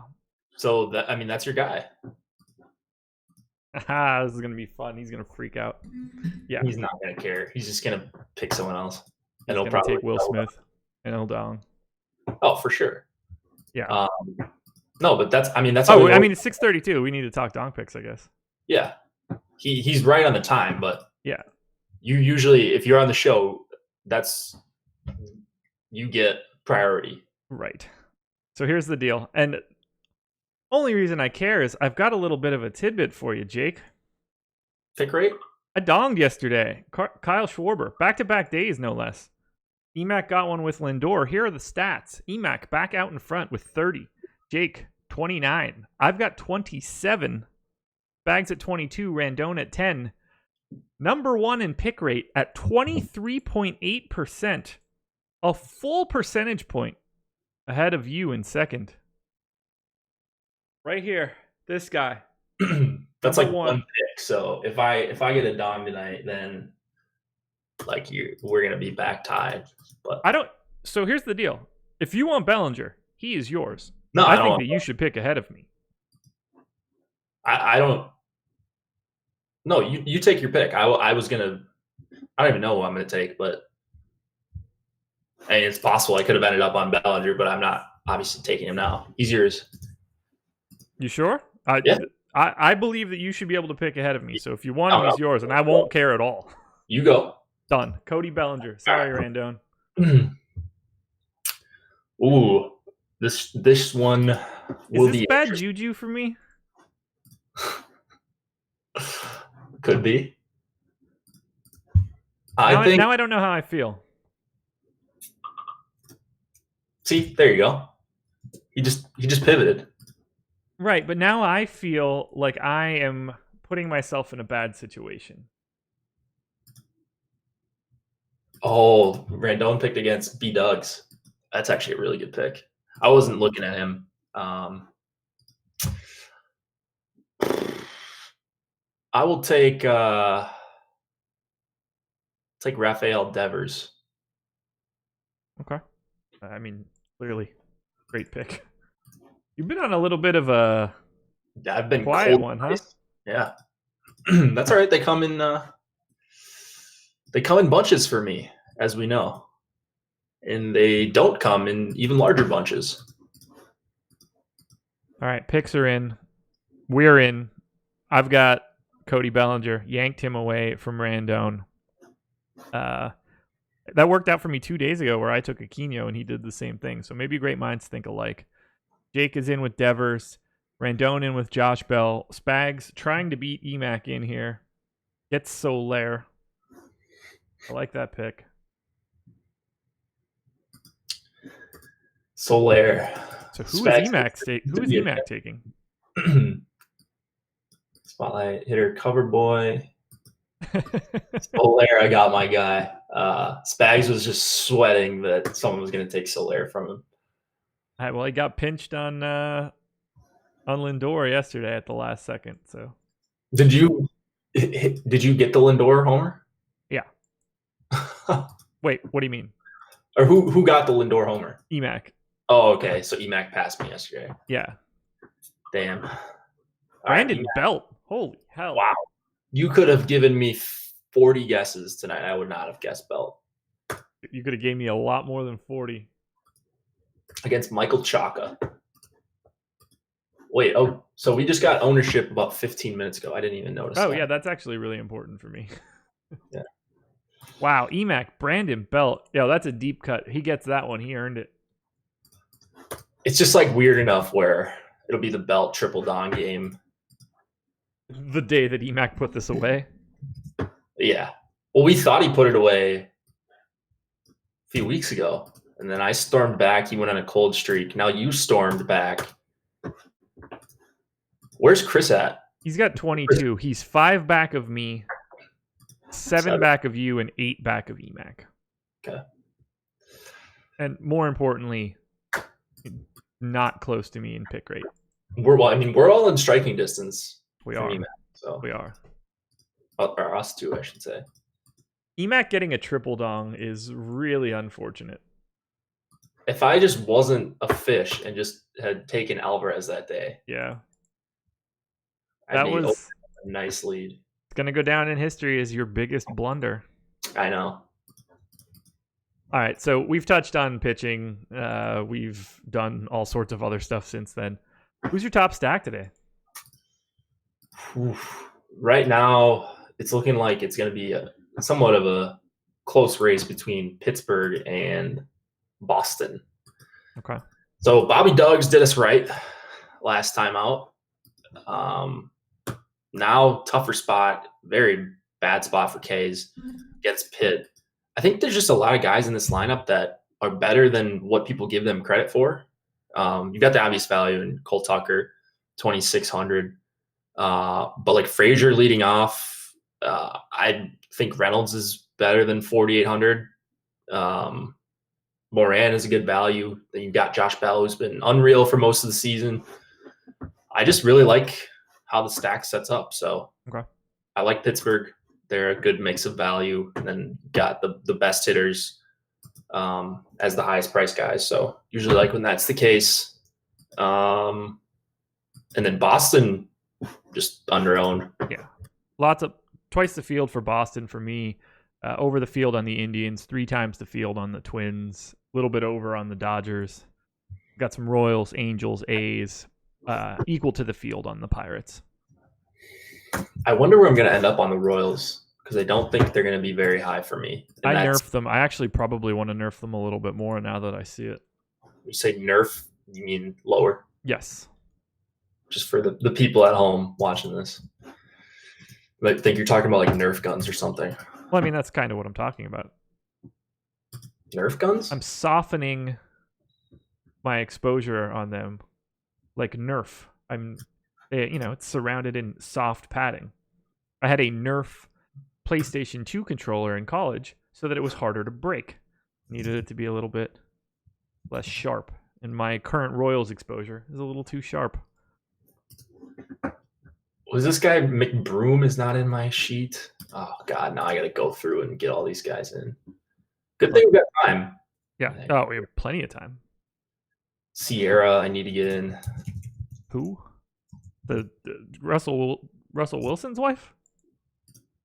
Not her, but You trying to get in with Sierra, Jake? no, I'm good. I'm in. Not necessarily my type, but for Russell Wilson, I'm not the biggest Russell Wilson fan, actually, to be honest. Is anybody? Does anybody like Russell Wilson that isn't a Seattle fan, an NC State fan, or a Wisconsin fan? Like he like tries to come off as like the perfect athlete, which I just can't stand. Like you can tell it just doesn't come off like he means what he's actually saying. I don't think I've ever heard him speak. Like he just never take a compliment. It's like everything's perfect, and I don't know. He's the guy that like I feel like older sports fans really would love because he like says all the right things. It's like the fake humility, it seems like. Gotcha. Like if you're at the top of your profession, like you have to have some sort of like cockiness to get there. At least I think, right? I think so. Yeah. You like have to know you're good. Jake is a future fan. That's why he hates Russ. Now I get that reference, which is you should. Oh, wow. You should get that more than me. Yeah, I knew Slack or chat was gonna come at me. Yeah, Russ Wilson visits sick kids in a hospital. Didn't mention anything about sick kids. Now, to be fair, a lot of athletes do that. Yes, but yeah, I mean that's really nice of him to use his time like that. That's not really what we're talking about. That's not what we're talking about. I don't really care about him personally, but I don't know. Like I've never really had an opinion on him in football, just in general. Wow, that's a lot of Red Sox. Okay, that'll work. GQ says I second that statement. JJ Watt is the same. Yeah. Love Watt. Love what he's done. Yeah. I like Watt a lot, I guess. But he's actually I just want to see him do dumb shit. Like I want to see him be a tight end too. I want to see him like run the pick and roll in basketball and hammer on people. He's just like a monster human. He's an incredible athlete, as all NFL players are. Yeah. It's just like, oh, I do not need that much Cleveland. Oh my God. Dude, all these guys are mentioning guys that I kind of feel the same way about. Not all of them, but the people who hate bat flipping love Russell Wilson. Okay, cool. So I know that I'm not supposed to like Russell Wilson then. Exactly. Like I don't know what he does with his spare time, but yeah, maybe a super nice guy. I don't know. Maybe. Doubt we it. Want more Aaron Rodgers? Yes, that's exactly. I'm in for more Aaron Rodgers. He's like interesting and like doesn't hide that he's. I assume that Aaron Rodgers is a bit of a dick, but I have no idea. Might be. I think he's incredibly smart. For sure. I mean, yeah, I would guess he is. They need to nerf that gun. Oh my God. Slack. YouTube chat is off the rails today, man. What else is new? What else is new? You just have to say something not glowing about someone's favorite athlete. And a ton of people will agree with you and a ton of people will not. It's the best. Just have any take. I think I'm just about done here. Got a massive amount of Twins on FanDuel, a staggering amount of Red Sox that I could probably walk back slightly. Yeah, I like this. I like this a lot. Half the field on the Royals. I think I can dig this. I'm gonna go ahead and push forward here. All right, do you want pitcher exposures for FanDuel quick before I submit these lineups too? Do I want to hear yours? Is that yes. What you said? Yeah. 46% Shane Bieber, 9% Zach Gallen, 24% Ryu, 18% Jake Junis. That is 97% of my FanDuel. Whoa. I'm scrolling down right now on my 150 and I'm just seeing all Bieber. So, well, it might be like Garrett Cole Day the other week. Maybe. I hope it is. Yeah, man. This is fun. I love going all in on the best pitcher. Yeah, on FanDuel, I am never mad about it. And this is why I prefer the two pitcher sites too, because I just think one pitcher is so uninteresting. It just creates a more unique roster construction. The two pitcher, yeah. Right. So. That's why I always refer to DK. I think just like it's in fantasy draft, it's a better conversation about different roster constructions you can create. Right. Especially like it's a very different play style. Let's see, 9,600. I should probably change that a little bit. God, I want to try to add a column to this sheet, but I know that that's a disaster waiting to happen. Tim Anderson. Yeah. I love that guy.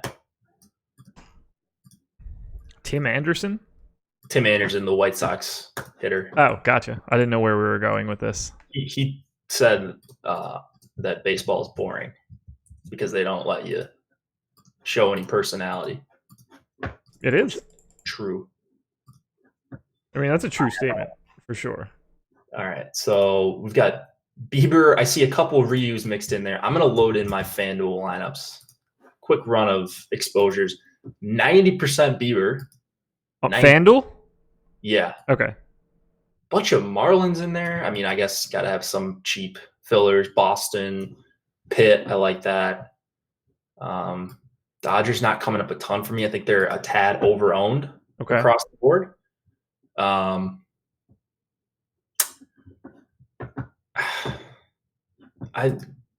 would like some more Cleveland though on FanDuel. Cleveland on FanDuel. On yours. Let me see. Oh, I'm in the wrong. Okay. That's DK. I just did the same thing. I was loading in my FanDuel lineups into my DK template right now. They're my third most owned team.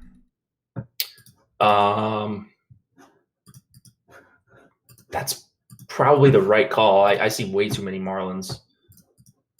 Marlins? I basically don't have them. Well, they're just cheap against a not great pitcher. That's all. That's the only appeal, really, to the Marlins ever, is if they're just cheap and they let you fit in the best pitcher on the slate or something like that. I still wouldn't want them as four-man stacks if I could avoid it, but looks like I can't avoid it. And on FanDuel, I'm more likely to do that with the team with no power because power doesn't matter as much. Yeah. Over on FanDuel, you can get there with singles and scoring 5 runs with like 3 guys can perform okay. I need that Red Sox Twins game to blow up. That's my most exposed game of the day. We've got a huge chunk of the Indians. They're third overall. Dodgers 4th. A's 5th. Pirates 6th. Royals 7. But I'm at half the field of the Royals. 1/3 of the field on the Marlins. 1/10 of the field on the Tigers. So if I can avoid the Royals, Tigers, and Marlins doing anything, I should be okay. Royals, Tigers, Marlins. That's probably the teams on DraftKings that I'm going to be the most underweight on. Nice. If I had to guess. Most exposed pitchers across both sites: Shane Bieber, Jake Junis, Ryu, Trevor Williams. Everybody else I have very minimally. That is a weird. Hitching your wagon to Bieber, Junis, Ryu, and Williams just feels uncomfortable. That doesn't. I mean, so the only guy you don't have in there is Bieber, right? Bieber's my most exposed pitcher. Right. But then the guys after that, I mean, you're not going to get much better on an 8. I don't mind having that much Ryu either. Yeah. I don't think there's anything wrong with that. No. What's your final exposure on Junis? 18 on FanDuel, 59 on DraftKings. Wow. I can't talk at all because I had so much Waka before. Did he come up at all? He's at 9 on DraftKings. Kevin Z said, all in White Sox. I have 0.7% White Sox across 300 lineups of FanDuel and DraftKings. It is one single Moncada share on FanDuel. Yeah. I mean, it could work out. It'll work out greater than 0 times. Yeah. Yeah, if the White Sox are a top scoring team today, I just lose the slate. It's cool. Yeah. It's cool. Yeah, it's not a play for me. I don't think it's necessary tonight. Like if it's a 4-game slate and Bieber's 65%, now you're getting to the point where if Detroit does if the White Sox do anything, you're going to be in a good spot and just enough to get Bieber like 15 points. But even if Bieber doesn't have a good game tonight, it's very unlikely he gets completely shelled. Right. And that's what you need from a stack on an 8-game slate. Yeah, I'm just hoping he can keep the damn ball in the yard today. Let's see who my most exposed hitters are. Even if he doesn't, though, like we always talk about this, like a solo shot, you just strike out the next guy and you're right back where you started. Oh, yeah. I'm not super worried about it. Who do you think my most exposed hitter is today? We still got 15 minutes, so I'm trying to fill as much time. Most exposed hitter on DraftKings? Yeah. Well, or overall. Wow, that was not the answer I expected. Oh, you didn't know it? It's not like a weird... I just didn't expect it to be this particular person. Jorge Polanco? No. The hell is he? I mean, I still have a decent amount of him. Corey Seager. I mean, where do the Dodgers rank in your top stacks? I have them. They're my 4th most exposed team. They're like number 4 overall too. So, number 2 is Brock Holt. Interesting. And then Mookie, Devers, Benintendi. Mine is wait, what? What is McCod saying? Late start in Minnesota, Boston. Really? Yeah, they're on a delay. I don't care at all. For rain? I haven't heard a peep about that. I'm guessing that's more of a good sign than anything. Tornado warning too, I think somebody said. Is that a game we need to be worried about? I'm not worried about it at all. I'm not either. I haven't seen anything in the postponement risk section. Haven't seen any talk in Slack about it being concerned. So I'm just going with it. Mookie is my highest owned hitter right now, followed by a bunch of Pirates and Red Sox mixed together. My highest owned guy that's not one of those 2 teams is Matt Chapman. I wasn't getting a ton of Oakland earlier. Are they coming up under owned in the top stack tool? I wonder if they got pushed up. Not really. Yeah, I don't know. Last I looked, they were pretty neutral. Okay.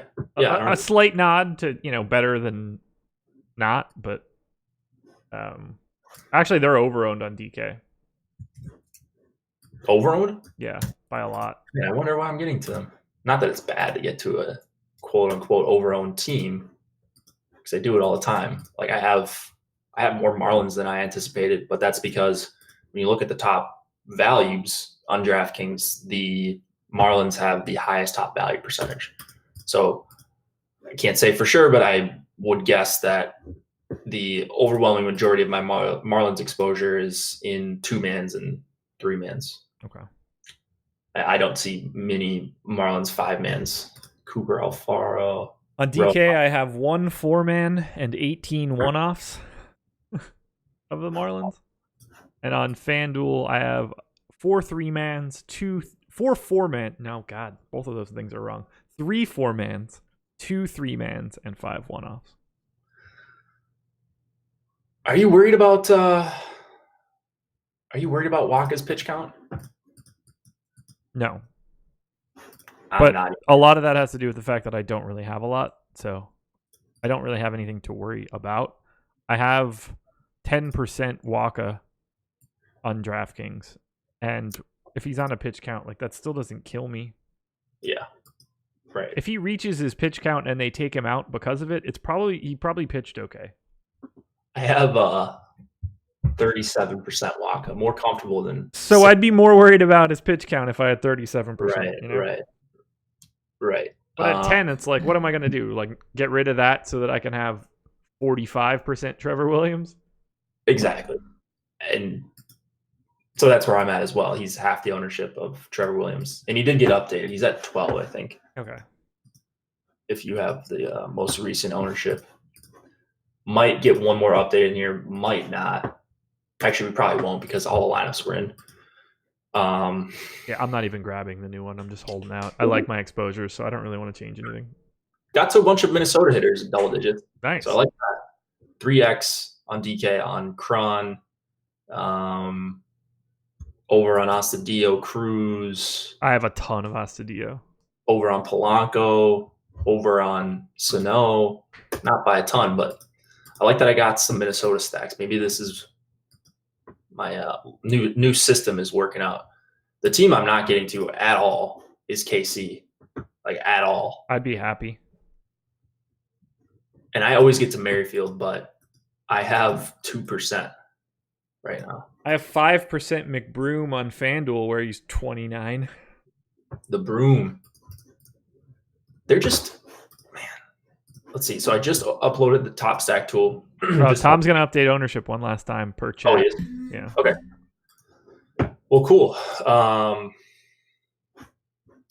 I don't think a ton's going to change, but just looking at the ownership share, I feel pretty good about being under the field on KC, or like somewhat fading them because they're too highly owned for their chance to be in the top stack. Whereas Boston, like actual good teams like Boston and Minnesota and LA are all under owned. I couldn't be happier. I have half the field, and I think that's perfect. Yeah. So hoping for decent Edwin Jackson, not Cy Edwin, because no one needs that. But if he can limit the damage like he has in a few of his recent starts, I can't remember if it was 2 starts ago or 3 starts ago where he got completely shelled. Oh, it was last. It's pretty much all of them. Last start against the Twins, but like he goes 5 innings in the others and doesn't. He doesn't get the 10 earned runs against in 2 innings. Ooh, shout out to AT&T. No overages on talk, text, and data from September 2nd to September 8th because of Hurricane Dorian. So I might just make all the calls in the world. Nice. Are they a sponsor? Or? AT&T? I wish. I'm kidding. Shout out to AT&T. Use the promo code AWESOMO and you can get a free iPhone. Just kidding, guys. It's not a real plug. We're gonna get a real plug. Go to FantasyDraft.com and use the promo code AWESOMO. Get yourself a little bit of cash so you can get into Hooters. I don't know it off the top of my head. It is called the $1 Million Hooters Kickoff. We're giving you 1 million rake-free reasons to play. Shout out to Hooters. I've never been to Hooters. What? Never been to Hooters. I mean, should I go? I don't know. How have you never been to Hooters? I mean, if they're affiliated with FantasyDraft, then I might have to check it out. But I don't know. It wasn't a big thing here. I guess that makes some sense. Like Hooters was probably a thing more in like the early 2000s, right? Sure. That's for one. Yeah. More of a warm weather climate type spot too. Yeah. I was like a 10-year-old, You know, it's like my dad was gonna tell me to like take me to Hooters. So that my dad did exactly that. I went my best friend Pat on vacation, Ocean City, Maryland. Went with my dad, one of his friends. 2 straight years. I would say that we were probably like 11 or 12. We got Hooters shirts. Every waitress signed it for us. It's a fantastic trip. Fantastic trip. I go pretty regularly anytime. So there's a Hooters right by the outlets in Myrtle Beach, which is about an hour from my house. So anytime the wife wants to go to the outlets and shop, I go sit at Hooters and eat chicken wings and drink beers. I mean, yeah, it's just like the only one I know of is in the Mall of America, which isn't far away. There's a Hooters in the Mall of America? There was, at least. I don't know if it's still there, but there was. It says family fun like Hooters. Like when I was in high school, we would like walk by the Hooters when we would go to Mall of America. But never a landing spot for me. I don't know. Maybe I'll check it out one day. I mean, it's exactly what you would expect it to be. Is it like better than Buffalo Wild Wings, food-wise? No. I don't know. They've got really good tater tots, if that helps. Wings are okay. You want to get them naked. They bread them a little aggressively. Interesting. Or at least, in my experience, they have. Jake is definitely a pup if he's never been to Hooters. You guys crack me up. Wow. All the comments here. It's been a hell of We just got ownership. Yeah, quite the stream. Ownership is out. For people that are looking to update, you've got 5 minutes before lock. I'm going to sit this one out. I'm popping it in here. So I don't want to scramble, not while I'm live. If we weren't on, I would do it. I'm seeing a couple guys changed like a percentage or so. But I'll refilter and see what we got. Hopefully a few less Waka shares. Nope, not a few less Waka shares. Here's my final counts. Okay. Bieber at 47. Okay. Then a bunch of hitters from Boston in the 40s. Wow. That's a pretty aggressive stand for non-Coors. Trevor Williams, 40, Waka 36, Junis 29, Edwin Jackson at 19. I mean, maybe I do want Cy Edwin. You clearly do with that exposure, man. Wow. Didn't even notice that before. Put the screws to Spags with that Solaire pick. Yeah, I mean, we could both easily do well with that, but this is going to be not the most fun slate. How much Waka? Ship My Money just posted his exposures into Slack.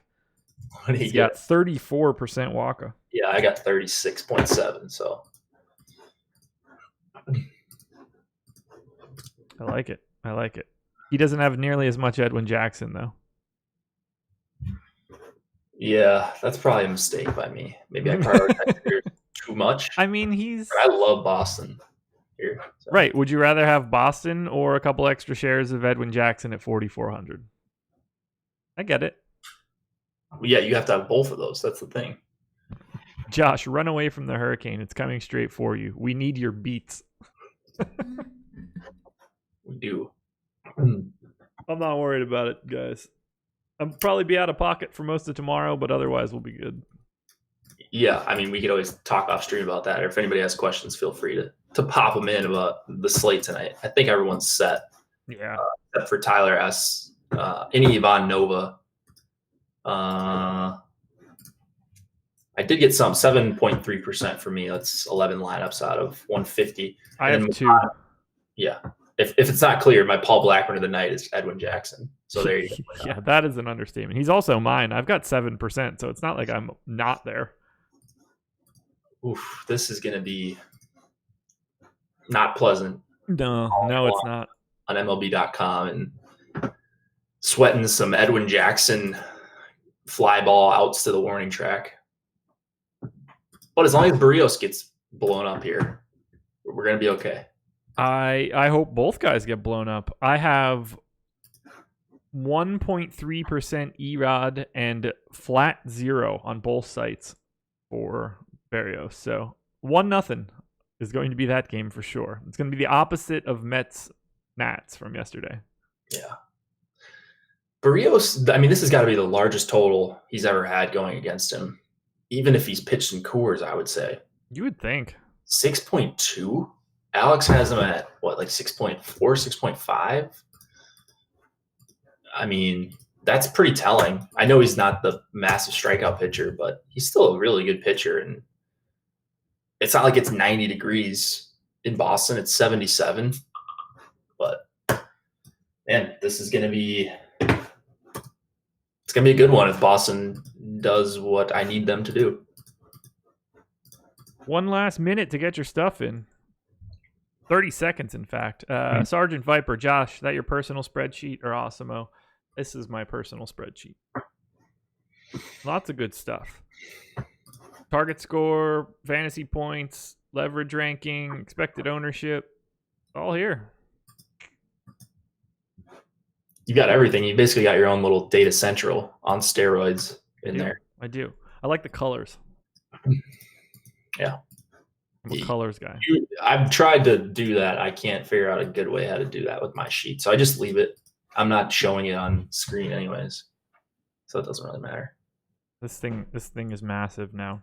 Built out NFL, at least the DraftKings piece, that's just about done.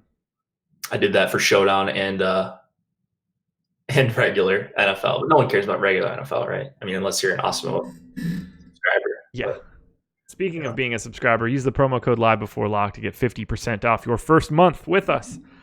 Tomorrow morning, strategy show, you and Adam.